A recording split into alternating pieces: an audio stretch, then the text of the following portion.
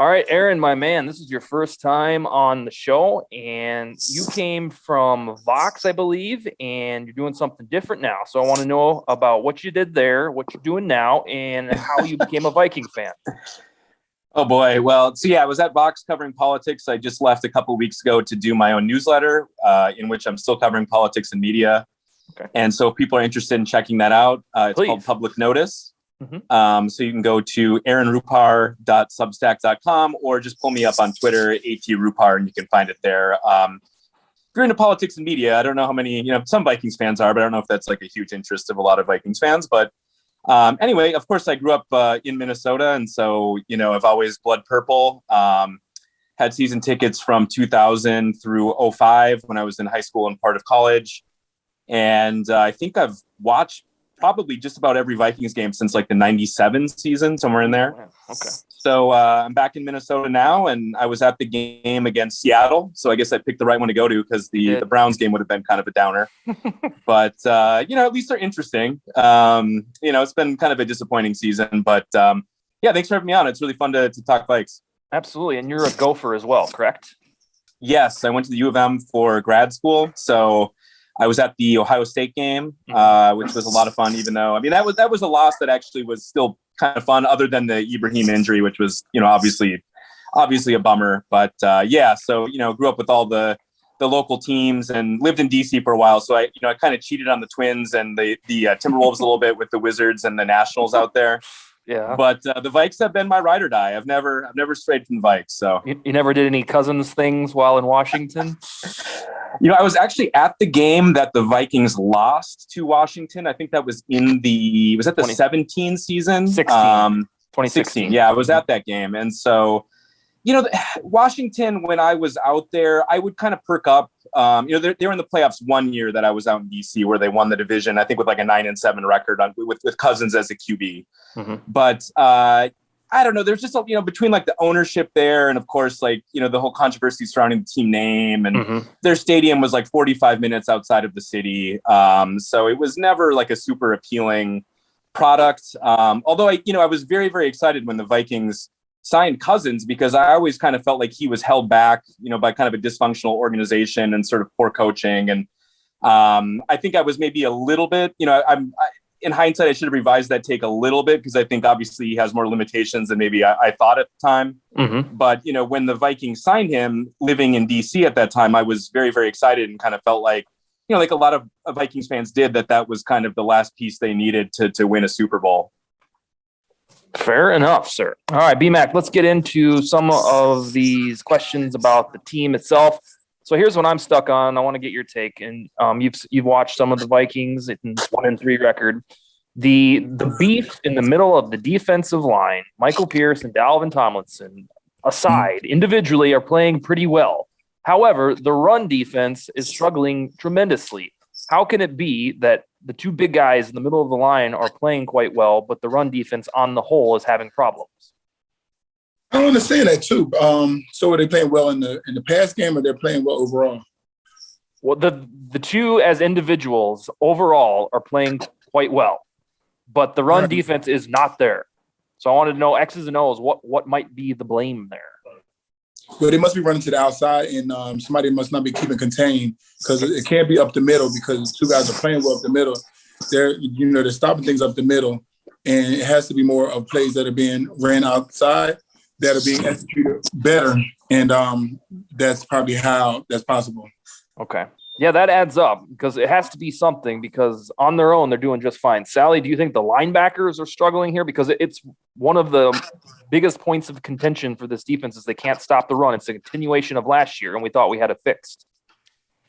Honestly, I'm not the one to ask because I truly don't know what the heck's going on. It's all very confusing to me. That's okay. Ron, you got something? I think Kendricks obviously is a great player, but I think he's kind of struggled a little bit at times. And there in the Seattle game, there was a couple plays where he seemed slower than usual. So I don't know if he's still dealing with some injuries or whatnot. Is there an echo or is that just on my end? There was, but we'll keep an eye on it. Mm-hmm. All right.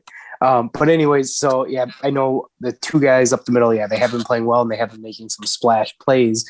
But I think for me, the biggest concern isn't necessarily the giving up big plays, except what does seem to happen is it's one big play like that Kareem Hunt draw that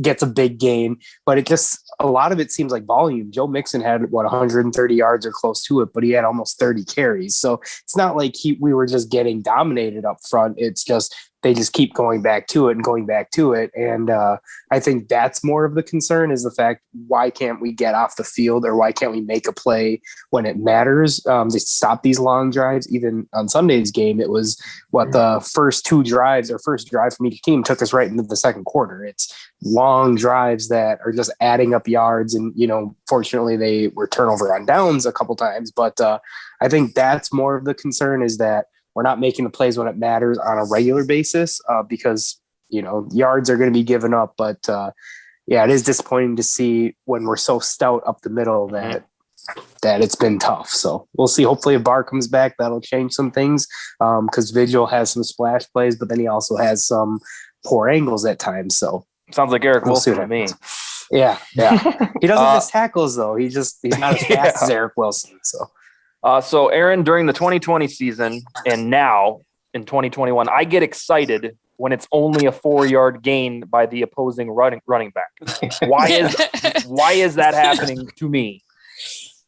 Yeah, well, I mean, I'm right there with you. I really thought though that the defense played well enough to win the Cleveland game. I mean, I know obviously they were getting gouged in the run game, but I felt like, how many consecutive stops did they put up there in the fourth quarter? And even, the key play of the game on defense was the holding call on Kendricks, which I think I can understand why the referee called that because you could see the jersey being grabbed. But, when you kind of watch that back on replay, I don't think it really affected the play. So, to me, the big story, and I know that, there's a lot of things to talk about, so I don't want to segue out of your topic, but to me, it was really, the O-line not being able to keep Cousins clean. I mean, we've seen that when he has a clean pocket, he's one of the most effective quarterbacks in the league. And when people are up in his face and he's not comfortable, he struggles. And so I really felt like overall the defense did enough in that game, to kind of keep them around where they had to put a drive or two together in the second half to win the game. And, they just couldn't do it. So, obviously the run defense thing is kind of mystifying because I really felt like they had shored that up, having Pierce back and then signing Tomlinson. And, none of the games has that really played out. I mean, even, the Cincy game Mixon was very effective. And then, of course, it seemed like the Browns were kind of running at will at times, even though Baker was really struggling. So I don't know. I mean, it doesn't seem like it's a personnel thing, but, now I know Pierce is injured. So it could at this point be a personnel thing. But, that really is kind of mystifying because Zimmer, historically has had good run defenses and they seem to have the talent this year to kind of get back to where they were, pre-2020, and it's just not happening. So it's kind of mystifying to me. And then a cautionary tale for the folks that maybe aren't obsessed with all this stuff like the panel is. When we signed Sheldon Richardson, the theory was that he would be depth, in the event something happened to Dalvin Tomlinson or Michael Pierce. What it sounds like Zimmer said today that Armin Watts is going to be the part-time nose tackle, and it won't be a shift of Tomlinson over to nose and Richardson back to his organic natural 3-tech. So, point of order, remember that you're going to probably see more of Armin Watts than you are Sheldon Richardson, which surprises me. Sally, do you think Barr's return? Excuse me, go ahead. I was just going to say a point about the defenses. They were on the field for, the time of possession was so off by 10 minutes. And it seemed like they weren't really getting a break with 3 and outs and things like that. I also think that Stefanski, gave them a lot of breaks with going for it on 4th down when they could have easily taken the points. But that Everson sack on 4th and 4 was huge. That could have been a huge momentum changer early on in the game. And I was going to say something very important, but I forgot.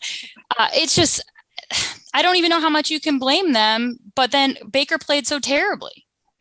Baker completed 45% of his passes. So if Baker even played competently, what would the score have been? Yeah, that's a spooky thing to think about. If you look at his numbers and all of the metrics, QBR, PFF, passer rating, DVOA, all of that, he is playing horribly. Like he's down towards the 27th, 28th best in the league. And it's tough for me to explain those types of things when your team has a 1-3 record, because people are like, why do you tweet stats when we have a losing record? It's all about wins and losses, Sonny. And I wanted to get it out that, yes, if that would have been an average quarterback on a given Sunday, the Vikings probably would have lost by 2 or 3 scores because Baker was ineffective. And he was bad. Yeah, and it kind of Let me also throw in a plug, Dustin, for your tweets and your stats, because I think I've been following you for a couple months now, but you've got the best Viking stats on Twitter, I think. So thank you, sir. I'm sure listeners are all following you on Twitter already, but if you're not, follow Dustin because he tweets a lot of good Viking stats. That's that you can't I know people start to say cherry picking of stats, but stats are what they are. They're numbers. They're factual evidence of something. So while yes, there's other elements to it, but you've never staked your claim on anything more than just the stats and facts of the game. So I think that's where people, the line of opinion and facts are blurred for a lot of people that they can't. I got a kick out of, I think on Monday I tweeted that the Vikings are the first team in NFL history to have a positive cumulative point differential, which means they've outscored all their opponents, and then also have less than 2 overs and still have a losing record. And people thought I was being a homer, pointing out that that's a good thing. And I had to correct multiple people saying, like, no, this is shit. This is not what you want whatsoever. And but that's Twitter. That's why we love it. So teams are scoring more off turnovers or something? No, well, the Vikings, they won their one game by 13 points, and then the other 3 losses are by a combined, what is it, Ron? 11 points? Yeah. 7, 3, and 1. Yeah, so we're right side up on where we should be in the grand scheme of point differential. It doesn't matter. We're still 1 and 3. But it goes to show how the fluky garbage that happened in the first 2 weeks really got this team off to a rough start. I said it last week that to erase the demons of losing those 2 games, they had to beat the Browns and Seahawks, which we didn't think would happen about a month ago. But they beat the Seahawks and we had momentum, beat the Browns, but it didn't happen. And Sally, you've tweeted this week that lower the temperature because a lot of us thought that this team would be 1 and 3. I wasn't one, but you thought so, right? I think we all have sat here on this show and said it's very possible that they could be 1 and 3 before the season started. I think that was very common on Twitter. I mean, we thought the win would be against the Bengals, but I don't understand why for so many people the sky is falling when I thought that was a pretty common take. Of course, there's the homers out there saying, it's going to be 4-0, but at least everyone that I associate with thought that it was very possible. And then go ahead.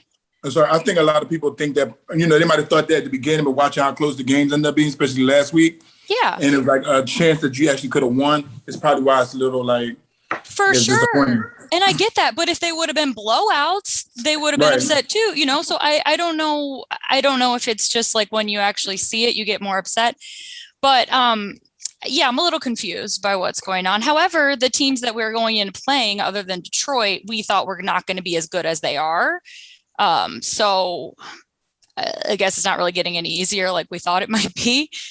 But can everyone calm down? We didn't. And, Dom, who we've had on the show before, Dom Claire, he put it perfectly today. He was like, we're 1 and 3. A lot of us probably thought 2 and 2. I know he said I was on record of saying 2 and 2. So we're a game behind that. And then people are like, the magic number is now all of a sudden, 2 losses and we're done. So, just calm down. Mike Tice, calm down. It's still early. And, in order to be a good team, you have to beat good teams, when the time comes. So if they go on a roll, if they get hot, that's all it takes. Bryant, you were part of that Baltimore team where Joe Flacco, nothing against him. Obviously, he had a great historic run. But overall, the course of his career, he's, a slightly above average quarterback. He just got rolling at the right time and got you a ring in the process. So that's all that they need is just a hot streak and to take down some of these teams that are on their schedule. I'm gonna dampen the mood a little bit and drag the conversation to a different aspect in the event that this continues to go south. We're not necessarily a loss to the Lions, even though that would just immediately snap fingers into hell. But Sally, I want to know this from you. if indeed this season goes by the wayside and we see a change in leadership, whether it's the quarterback, head coach, general manager, or all of them, what do you do with the core pieces of talent that we thought were good enough to win now? With Justin Jefferson, Eric Kendricks, Danielle Hunter, Adam Thielen. Do you support a fire sale like at some point and do this thing like the 76ers did 10 years ago or like the Dolphins sort of did 2 years ago? Or do you find a coach that thinks he can win now and just get a different quarterback? Honestly, I don't know. I'm going to need to think about that a little longer. There's pros and cons, I think, to doing both. What is the likelihood that you're going to find a quarterback that you can just plug in and that's going to be good to go? Realistically, I don't know how they would even get rid of Cousins unless they found a trade partner. So I don't know. Obviously, we have a lot of veterans on the team that if you're not going to be in a win now mentality, doesn't make a lot of sense to keep them on the books when you want to go younger. But geez, I don't know. I'm not ready to say goodbye to all those guys. So I got to think this over. I don't know. So in the heat of the moment, you would say some sort of soft reset or soft rebuild, or you just need a full time to comprehend the question and then get back to us next week? I got to know who's the coach. Okay. I got to know more details before I commit to this. Ron, I know that you're not big on the idea of a rebuild, especially when you have this much talent. But if indeed we got a new skipper, do you predict that man would say, you know what, this is fine, we can just win with this? Or do you think that we would see a whole facelift of the team? So, when it comes to football, or in the NFL specifically, I don't like the idea of a full rebuild, especially when you have a roster that has as much talent as it does. With all those veterans that you've named, really, if you take the 5 guys that are close to or over 30 with Harrison, Thielen, Kendricks is getting up there, Barr, who's likely gone just contract wise, and then Cousins, the rest of the team, we have one of the youngest teams in all of football. So we have elite level players at young ages that are either locked up for a long time or on rookie deals, and Jefferson, Cook, Danielle Hunter. So there's no need to do a full rebuild. And the NFL, the beauty of it is, and Brian, again, you can attest, it's what happens one year might not be what happens next. Look at the Niners a few years ago when they brought in Shanahan. Like, they were bottom feeders to all of a sudden, having a chance to win the Super Bowl. Same with the Rams and McVay. So if, as big of a Zimmer fan as I am, or at least, that I've been, if things go south, that's the move you make. You find a new headmaster to come in and hopefully get the pieces to work, whether that's the enemy or an offensive type guy. But there's too much talent on this team for it to be bad and for it to be personnel based. And I think, anyone who looks at the team up and down can see that, because they have the pieces in place and they are a youthful team with veterans sprinkled out. So while, a Peterson might not be back or those type of guys, the guys under contract are going to be here, and you keep them. And then at that point, you actually, if you are that bad where you have a top 5 pick, then you have a luxury of, if you don't think Mond is the guy, you can draft one of these top quarterbacks and then have Kirk play out the last year of his deal in a true mentorship type role, and then see what happens the following year. So, I don't see Kirk that we saw on Sunday being the one that's going to play the rest of the year. We all said last week, he's going to have a bad game. All quarterbacks do. But overall, at the end of the year, he's going to have his 4,000 yards, 30 something plus touchdowns, minus, or, less than 10 interceptions and close to 70% completion. That's just who he is. So while he's not the long-term answer, I don't think, you can still win with that team coming next year. Aaron, if the Vikings don't make the playoffs, I think it's a foregone conclusion that Zimmer would be out, and then you just wait to see if it's Spielman too. That changes everything, whether it's Spielman or it's not. But would you rather see like the Bieniemy type come in and use these guys, just coach it differently, or would you support some sort of rebuild? Boy, it is kind of it's a rough topic to try and process on like October 6th, right? Because I think everybody kind of had higher hopes for this year. But I feel like if you're getting rid of Zimmer and probably Spielman at that point, I think you kind of have to blow it up. Obviously a guy like Justin Jefferson, I think you'd want to keep around. But, the Thielens, obviously you just signed Harrison Smith to an extension, but, guys kind of in that category. 30 plus years old. If you're not going to be trying to win now, I think it doesn't really make sense, obviously, to have those guys on your team. But, my sense of things is that we're kind of, they have 2 games obviously coming up before the bye, Detroit and then at Carolina. And those both seem like winnable games, but it just kind of feels to me like we're sort of on the 2020 trajectory here again, where it's like, it's hard to dig out of these holes, especially when the Packers seem like they're going to be, the Packers seem solid again, and they're probably going to have a winning record this season. So you're not going to probably win the division at 9-8. It's probably going to take 10 plus wins to win the division. And so I guess in that sense, maybe it's not too soon to be already thinking about these things. But, the way I'm kind of viewing the season at this point is that these next 2 are must wins. And then you get into the bye up 3-3, and that's not a total disaster, because I think what Sally said is right, that, you could have looked at their schedule heading in and seen 1-3 quite easily. No one would have predicted them to beat Seattle, because it had almost literally never happened, right? Russell Wilson had never lost to the Vikings. So, yeah. So 1-3 kind of made sense, but it's just, again, you were thinking that you were going to win that Cincy game. And I think beyond that, it's kind of the way that they lost those games, with Cincy just being kind of an all-around debacle, so many penalties in that game, the fumble at the end, and then just the classic Vikings heartbreaking kicker loss, when you played a great game in week 2 against Arizona. So I think the way that we've kind of gotten to 1-3 has been kind of difficult to swallow. Although on the other hand, if they had a 3-game losing streak right now, that would be pretty bad too. So I'm not really willing at this point to go all the way to like thought exercises about the offseason quite yet. But I do think if they lose one of these next 2 games and are 2-4 or worse headed into the bye, then I think at that point I'll be ready to kind of like game theory the offseason a little bit more. 2 things here. So on the Jefferson part of this, if it's a full rebuild, so be it. That's what it has to be. But I caution folks in endorsing that with a full throat, because almost to like the year of his contract year, you would be putting Jefferson through 2 additional presumed losing seasons if it's a true rebuild when his contract's up, and it's highly unlikely he's going to want to stay with a losing team for a 5th year.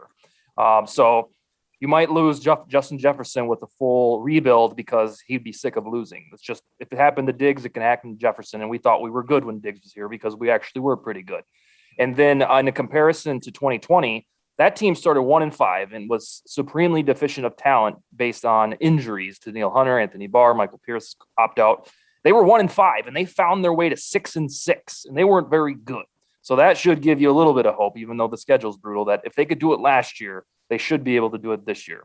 BMAC, you were never part of a true blue rebuild, were you? Sorry, a rebuild. I feel like my first year there, it was a rebuild. Guys, in 2002, was that? Yeah, everybody was new, because I remember in my I had my interview after I got drafted, and they asked me to name the Vikings. All I knew was Randy Moss and Don Culpepper. It was the year like Corey Chavis and all those other guys. There were like a lot of new guys that came in 2002. So, and that was Coach Ty's first year. So I do feel like I was part of a rebuild that year. Okay. When Coach Childress came, it wasn't a total rebuild when he came, but he slowly did start letting go of some guys. Like some guys came. I was there when a lot of guys came, and I was still there when some of them left too. So I've seen a lot of guys come and go. But like a true rebuild, I feel like my first year, the Vikings were going through a true rebuild then, because a lot of new guys. So like a lot of guys in their locker room, it was their first time being around each other too.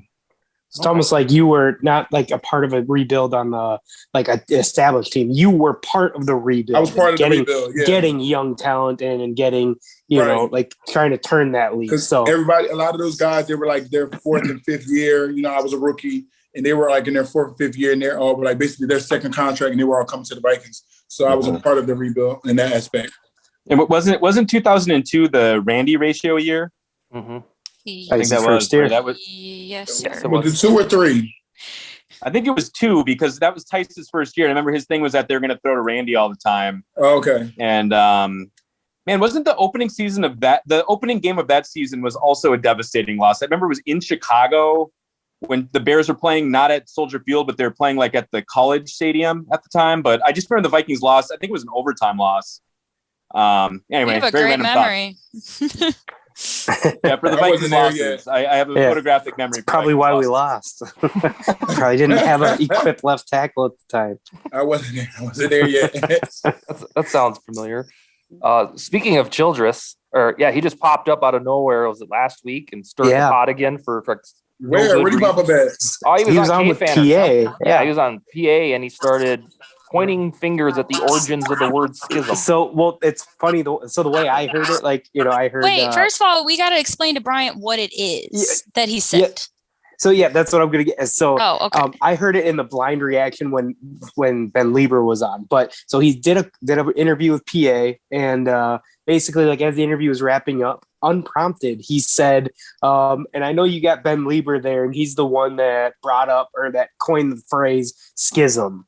And essentially that's just how he left it and whatever. And then so when Lieber, he was on the radio, so PA played it for him, played the clip, and it was just again, unprompted out of nowhere. I know you got Lieber there who coined the word, and Lieber was like, what? First of all, you've been holding this grudge for a decade, and call me and we could talk about it man to man and whatnot. So he was like, but I haven't talked to him. And so it's just like what what you've said about him and everyone else that has talked about him. It doesn't seem like he was very much a I didn't know person that players Lieber like. had a grudge.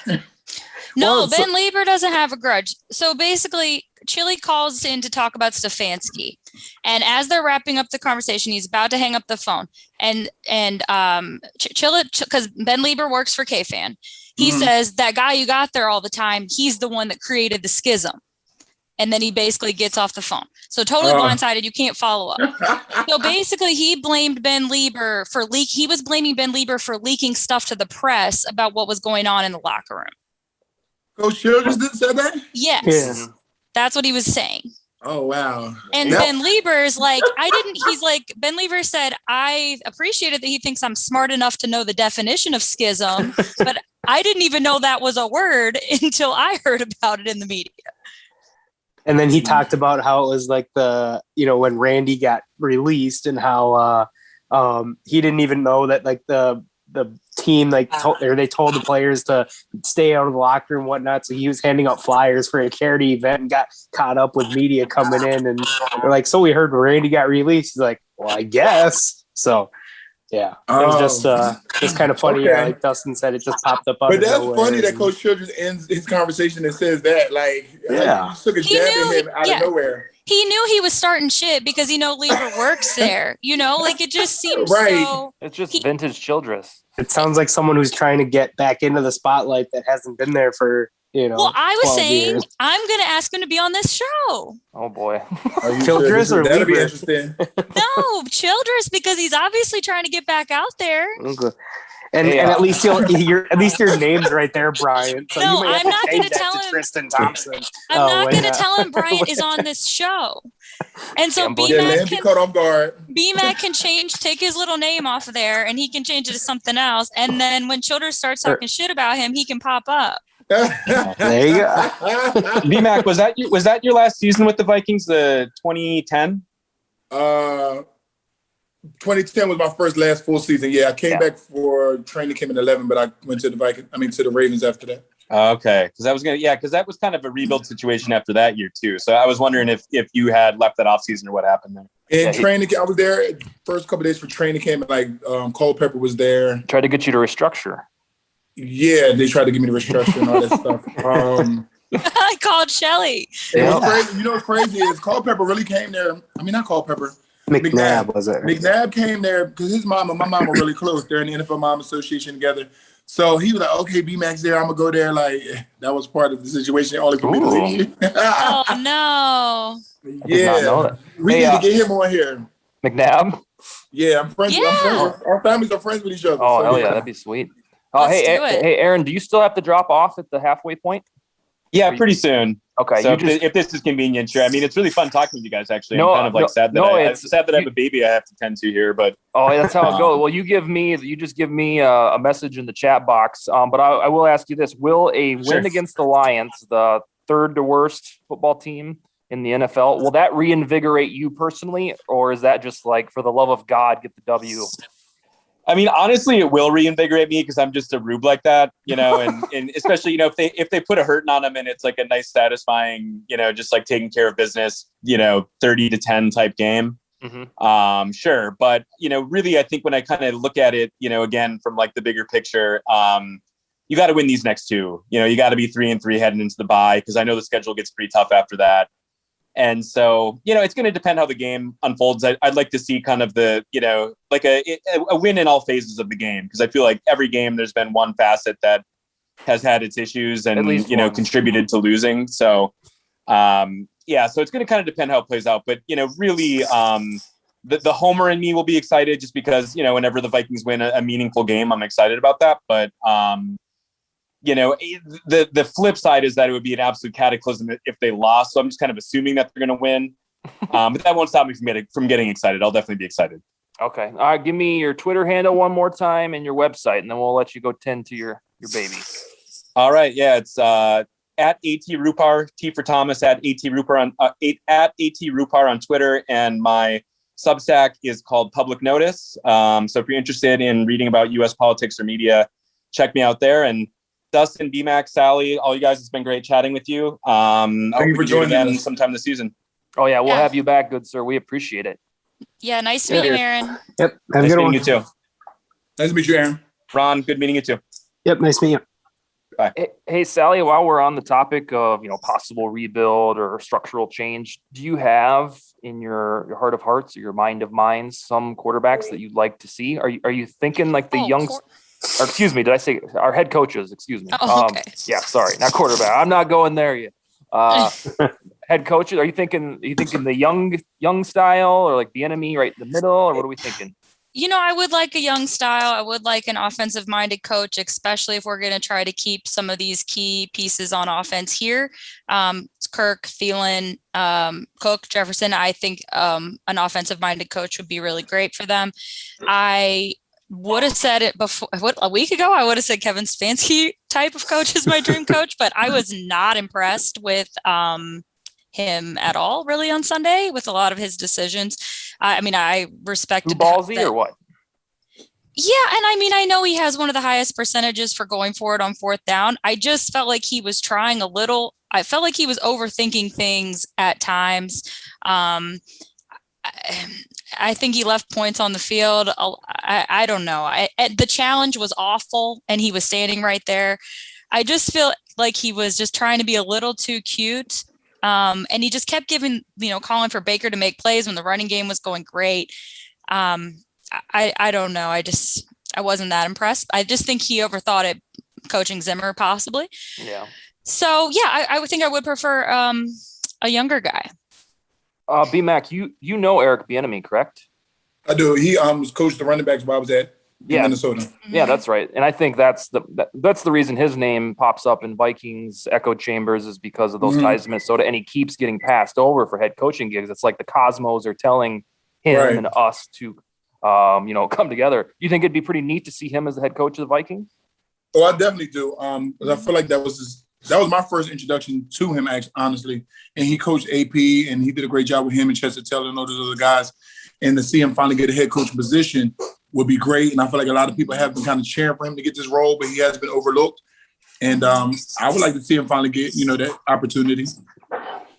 Hey, Ron. How old is he? How old is Eric? 52. Oh, okay. Well, it's an improvement. He's like that, what was it, Doug Peterson age when he won the Super Bowl with the Eagles. So he's right in that medium. But always remember that the guys who win Super Bowls are still the old guys. We love the new guys, but everyone who keeps winning is either 53 or older, like for the last 7 or 8. It's crazy.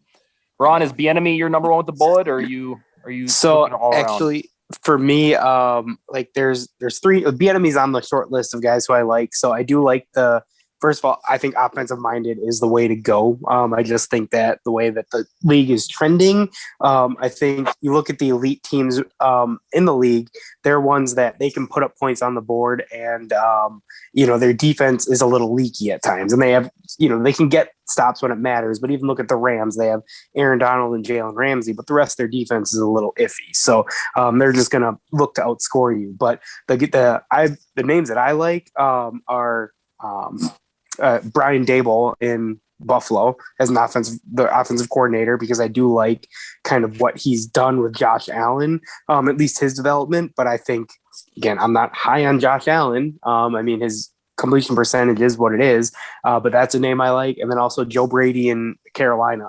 That's a name that I think is kind of the next up and coming, like in that trend of, he made the jump from college to the pros. And while I don't typically like those guys that go straight from college to the pros, he did it as a coordinator so he can learn the NFL style of play and the NFL game, and then take what he knows there back into the head coaching ranks of being, the mastermind of a team. Another name that really intrigues me, and this is only because of the respect I had for him as a player since his college days, Byron Leftwich. I look at what he's done in and he was taken right ahead of you, right, Bryant?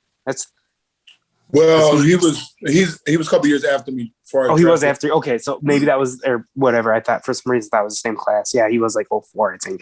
But I look what he's done with Tampa. Even when before Brady got there, he was, at least they weren't a bad offense. They were showing that they had some capabilities of being in that upper echelon. They were just lacking talent at the time. So I think he's a guy, having played the quarterback position in the NFL, and he was really good for a while, and he was a statue back there. The dude couldn't move, but he was always a very a good player, and I think he's brought a lot of those philosophies in the head or in the offense, or as an offensive coordinator. I think he would be another candidate for me, with Eric Bieniemy on that list as well. So all offensive guys, no surprise there. But I think the fact that all the talent we have on offense, and I don't see that going anywhere. I only see it getting better because our offensive line, adding Sawh into the mix and the rest of the young offensive linemen, they should be good for a while. And if you have the right guy in place,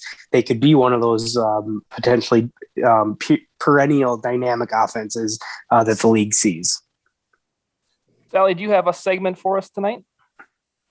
Well, I texted you that my segment was going to be Brad Childers, but let's talk about so Bryant. Okay, here's my bone to pick with you. Why were you not in town this weekend? So I was out of town at a concert. All of your buddies were there. Mike Tice was there. Pat Williams was there. Everyone, where were you? I made it clear prior that I would be out of town. I was going to a concert in Atlanta, and I wasn't going to be able to make it to Minnesota. And what concert was this? It must have been very important. It was. to miss your boy going into the Ring of Honor. I'm sorry, but this was already planned prior to me knowing. So, all right.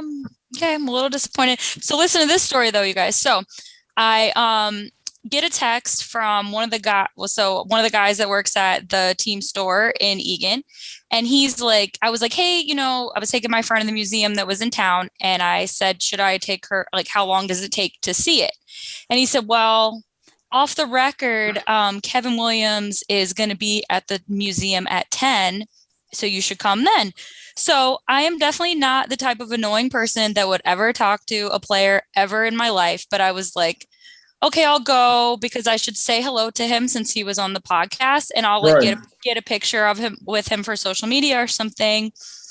So anyways, I go, I'm doing the museum thing. I see him there. I'm like, okay, I'm not going to talk to him because it wasn't like an actual signing. He made it sound to me like it was a signing, but they were handing out like big posters with him on there. So I'm like, this is weird. I see people taking selfies with him and stuff. So finally, I'm like, okay, just like go say hi. Just do it. Just get it over with. And this woman, I don't even know how she got a job with the Vikings, you guys, because she looked like she like rolled out of the trailer park. Like it was real weird.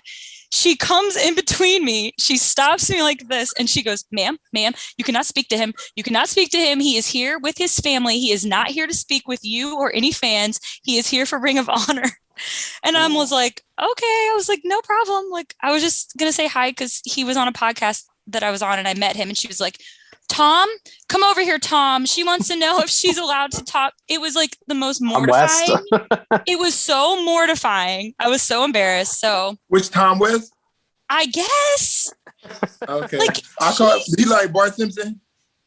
Yeah. That was Tom Wednesday. I always say, telling me like Bryson. It was so embarrassing. I was like, they acted like I was trying to like kill him.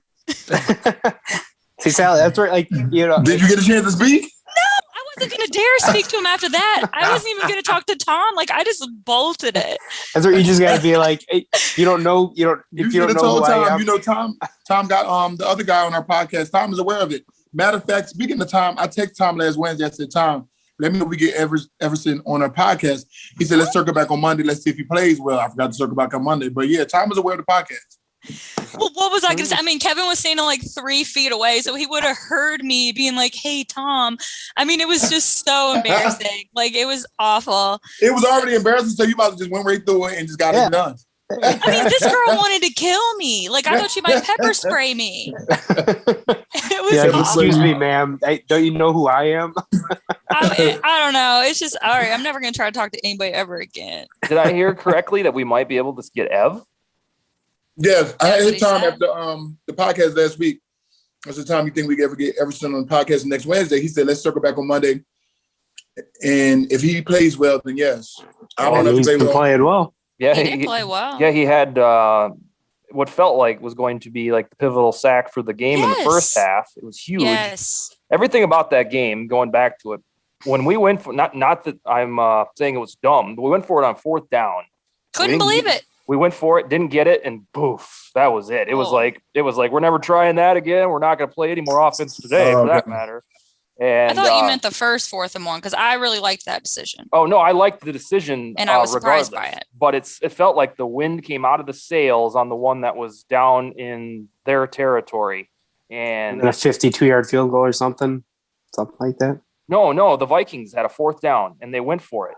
It was right, but it would have if they would have. And they went for 4th and 4 too, right? It wasn't just 4th and 1. And it really felt like that was the point where the offense just packed it in and says, all right, well, we're just going to That's well, it. the Everson sack was so huge. Yeah, it especially a 4th and 4. It was so I mean, I don't know what to say unexpected, but it should have been a momentum changer. That for them to come out and do a 3 and out immediately after. Mm-hmm. And then when they missed it in field goal territory for a 4th and 1, they went on in the second half. For that not to come out and rejuvenate them, and they didn't take advantage of any of the opportunities that they were blessed to receive. Yeah. I think that, like, if in watching the game and everything, I think the biggest fault for the game, like, obviously the Browns outplayed us like in every aspect, except for quarterback, because Baker was just that bad. But I feel like the game plan against Myles Garrett was terrible. I feel like they acted like it was Bryant McKinnie out there in his prime blocking him, like at times when Rashad Hill was getting run over, pushed back into Cousins. And then when they did put 3 guys on him, he still found a way to get a sack. I seen that. I was like, that dude is a monster. Like, I mean, like, I knew he was good. I knew he was like one of the best ends in football, but watching him in person and watching like a man that size with the quickness and strength that he has, like 6'4", about 275. He has long arms too. Yeah. And he's like, and I know there was that clip that went viral last week where it was something like, promise I didn't speed it up. And you just watch him like go right and then left. And it looked like a scene from the Matrix, just how quick he moved. So, I mean, it's scary. Again, it's kudos to him and kudos to them for putting him in good spots. But I feel like I'm not saying Darrison needed to be out there because that's the last thing I would want his first game to be up against Garrett. But they needed to do a better job of giving help to Rashad Hill. And I think that's on whether it's on offensive coordinator or coach. That I think that's what got us. And Jadeveon Clowney, obviously another number 1 overall pick. He's no slouch on the other end. So they just. Yeah. Brian, I have a question for you. Mm-hmm. Did you ever play with Aaron Henderson or just EJ? Yeah, both of them were on that team at the same time. Okay. Aaron Henderson has been real spicy on Twitter lately. Do you follow him? No. Play him in fantasy in 2 weeks. Wait, you guys play this in the same fantasy league? And Raun too. Yep. Yeah. Oh, well, thanks for the invite. I still don't know who put it together. It was like I have no idea who it was either. And I was all like, yeah, sign me up. And I asked where I send the PayPal. And they're like, no, it's free. It's for Twitter hype. And I was like, oh, no. Yeah. But I found out a couple weeks ago, Aaron Henderson's in the league. What's Aaron been saying on Twitter? He's been saying a lot of things about Mike Zimmer and how he needs to be fired. And a lot of people are talking back to him like he doesn't necessarily know what he's talking about. And so he's like quote tweeting every single person and like kind of dunking on them. And it just goes on and on and on and on. I've tried to get him on the show. Do it, because he's very outspoken. It would be so interesting. We could get him. The best was when like someone would like rip on him, like you don't even know what you're talking about. He's like, I was an undrafted undrafted in the NFL, played this amount of games, and the games I started, this is what I did. So yeah, I know a little thing or two about football. And that was pretty great to see, like just the subtle hints of, yeah, I played it, I lived it, I know what I'm talking about. Right. Yeah, he has some tweets about Tice. He talks about memories playing at the Metrodome. Like he has a lot of good stuff to offer. So yeah, we should have him on. Okay. And his co-host on Amory, I was going to say. He's friends with Amory, so from all angles we could, unless he doesn't like one of us, we could very easily post it to the message board. I've never had beef. I've had a lot of new beefs this week with friends of mine because of this losing record. People have morphed into 9-year-olds, but Aaron Henderson isn't on that list. But there are notables, and one of them, Sally, turned out to be vindicated. I'm trying to find one of his spicy tweets, but I'm just scroll too far. So I know we haven't really gotten into this week's game, like, which that's fine. It's the line. We always forget to do that. But like the one thing and Brian, this is specifically for you, like as a player, like obviously you've had moments where you've gone through tough like stretches or whatnot. But like, is there ever a time when you're playing a team that, first of all, that you have to win, it's a bad team you're better than, is a 1-point victory like against a team that you could beat, is that kind of a letdown? Like if the Vikings don't go out there and just annihilate them, do the players kind of feel like let down that they didn't handle their business, or is a win a win? At the end of the day, a win is a win. However, you feel like certain teams, I always want to say Detroit, shouldn't be so close. Shouldn't be, and a lot of teams. Even back when I was in Miami, we were like, it doesn't have to be close. Like that's something everybody always would say. Like it doesn't have to be close, and you feel more comfortable when it's not close. But at the end of the day, a win is a win. Well, it's also like, and like, in that the game against the Cowboys in the playoffs that one year when it was a 34-0 game or whatever, and was it Keith Brooking got so pissed off at the end? And in my mind, it's like in college, you're supposed to go out and just put up as many points because that's how the polls are. But in college, it's like it's almost like you're supposed to let off, but it's also, you guys are professional athletes. Like Keith Brooking, you don't like it, stop him. Don't let him score. Like college. My senior year in college. My junior year we played Washington, and they beat us by 5 points my junior year. So when we played them, my senior year, we ended up beating them like 69-0, and they threatened to never play us again and all that type. Because you had our backups. You had backups like Frank Gore and Roscoe Parrish and Willis McGahee and all them, and they all wanted to score and get touchdowns too. So even when we took out the starters, our backups could have been starters other places too. So what you're saying, backups that went on to have great careers in the NFL. Has a backup that's still playing like 16 years later.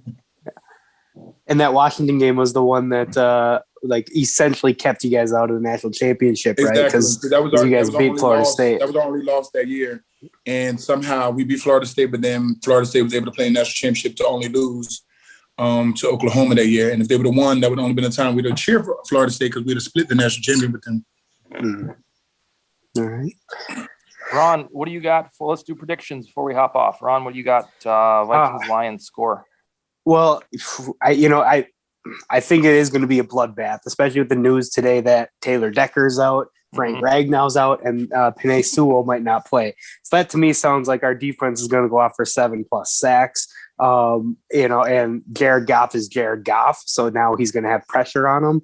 Also, the Lions defensively, they're just not very good. I mean, it's, again, say what you want about the Vikings and not very good, but the Vikings have talent across the field, and minus DeAndre Swift and some other, like TJ Hawkinson, obviously is a great player. There's a lot of holes in that team. So if the Vikings don't score over 30, I think that's a bad thing.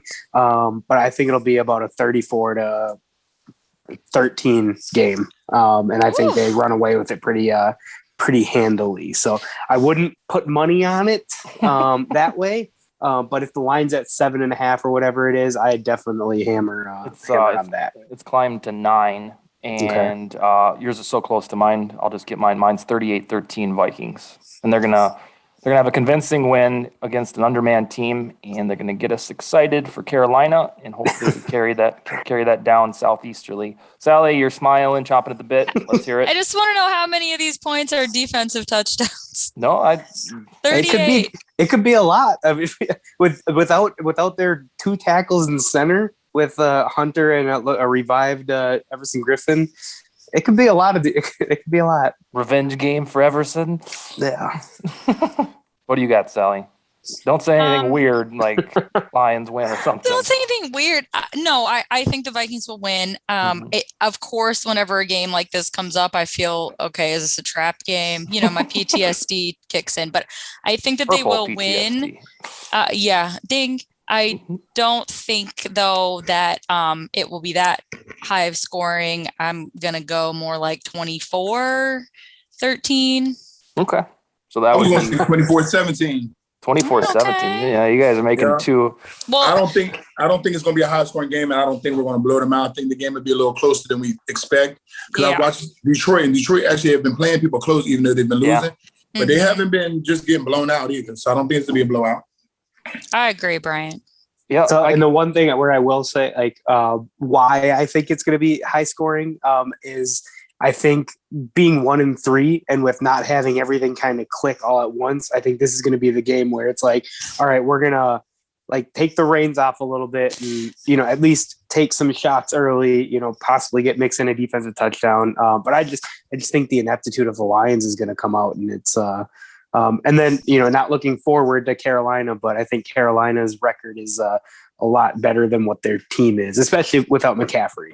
So. All right. Well, if it doesn't work out, Ron, you know where to find Kelly sermons 20 minutes after the game. Yes. Talk you off the ledge.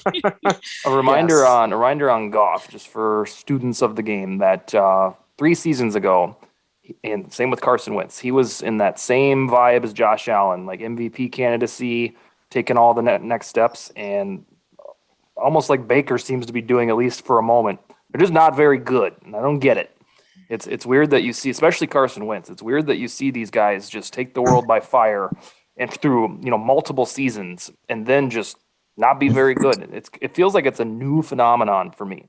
But yeah, it's usually Brian, have you ever seen any guys that say for their first 2 or 3 years were those guys that are the next good thing, and then all of a sudden they just fall off? Usually you see, usually you see it at 35, or 39 with Ben Roethlisberger, who seemingly has no right arm left. But it's I've never, Dustin, to your point, I've never seen these guys that are ascending to all of a sudden just not even plateau, drop off a hill. Yeah, Wentz. I always look at that as I don't know if they have any type of outside distractions going on. I wonder how you're so young and all of a sudden you're going like this, then all of a sudden go like this. So I'm like, are there outside distractions that they're dealing with, and all of a sudden they just don't know how to recover? I've always wondered that, because I've seen it a few times with people. Is it for Wentz and Goff, they got massive paydays, and you think that it's just they stop? It could be a mental thing too, and they feel like it's pressure for them to try to live up to the paydays. It could be a lot of things. The game is mental. Yeah, because usually guys just bust out right away, Sally, is our tailgating experience open to the listenership, or is that an elite club? No, it's a public parking lot. Oh, okay. Well, tell them I'm going to be there since I'm staying the night Saturday in Minneapolis. I know. I'm so proud of you. Where can they find all of us except Bryant? It's the gold lot. I can't tell you exactly where it's going to be because it kind of changes depending on, what time, first come, first serve with the vehicle parking. But it's not a very big parking lot, so it should be easy to find. Okay. Well, can I just shout out this Instagram? Yes. It's a Minnesota Vikings sports Instagram, right? Wait, we didn't even talk about the anniversary. That's what I was about to bring up. Oh, God. The Skull Bros, who posted a video. Here goes the song. I gotta have me my boats and hoes. So remind me that today is the 16-year anniversary of the Love Boat. Ooh. Well, congratulations, Bryant. What a momentous day. I didn't even remember which date it was. Yeah. We should have had a cake. But happy anniversary. Shit, I wish I remembered to bring that up earlier. Yep, and this is also the 11th year anniversary of the Randy Moss trade back to the Vikings. Oh, we didn't need to bring that up. That's depressing. Oh, back to. Oh, that was a great day. Yep, that wasn't exciting. I remember that was a great day. Player 84 jerseys out. Yeah, that was when I was getting towards the end of my drinking, and I remember that night was just a humongous party because. I'll never forget that day. Well, Bryant, how does it feel? Wait, hold on. How did that feel? That everybody had to pull their jerseys back out? It was wonderful. What did y'all think? Oh my God, we thought it was fate meant to be. It was like it rivaled Favre's arrival. Oh, it was better than that. For me, it was better because again, like we talked about, we had Randy on, like that. He's the reason why I fell in love with football. Like, I was 12 or 13 years old or whatever, and to see like what he did as I was just starting to like fall in love with football, that was everything to me. So I don't care if Randy Moss came back now and signed with the Vikings, I would be just as happy. But we also didn't know what we had in Brett Favre when he was coming here. Like we didn't, we were very skeptical, like he came off that Jets year. That was he wasn't very good. So. Are we going to embrace this guy? It was a Packer. With Randy, it was like he was still playing very well, and the way he left was so unfortunate and not fair. So, I mean, I remember when I typed in www.vikings.com and it was literally just his photo and it said, welcome home 84. You couldn't click anything else on the website. That was all the website was. It was a shell. And it was just like, I remember I just cried. Like, it was just so unbelievable because we didn't have Twitter back then, right? So there wasn't any rumors about it. It wasn't like you were like, oh, you're seeing people like breaking news or anything. So it was just shocking. I don't know. It was a great day. Don't mean to overshine the Love Boat, though. Yeah. Oh, no, not at all. No, we need to have this be like the Viking holiday after we revealed these two little nuggets. Yeah, let me write this down. October 6th. This is it's a big day. It's a Libra day, isn't it? It's a Libra day, of course. Libra season is the only time. Yeah. Love Boat. My birthday's Monday. Are you still close with Smoot at all? Like, could we have I could get him on here. Yeah, he definitely would like to come on here and talk. I'm pretty sure. Let's talk to Smoot. He's animated anyway. If we maybe this could be the launching pad for our show is like have a full on. We don't need to go into details, but like well, you'd have to go into details. Well, listen, people in that Instagram post, they were like, they added Netflix. We need a 4-part series on absolutely. I saw that.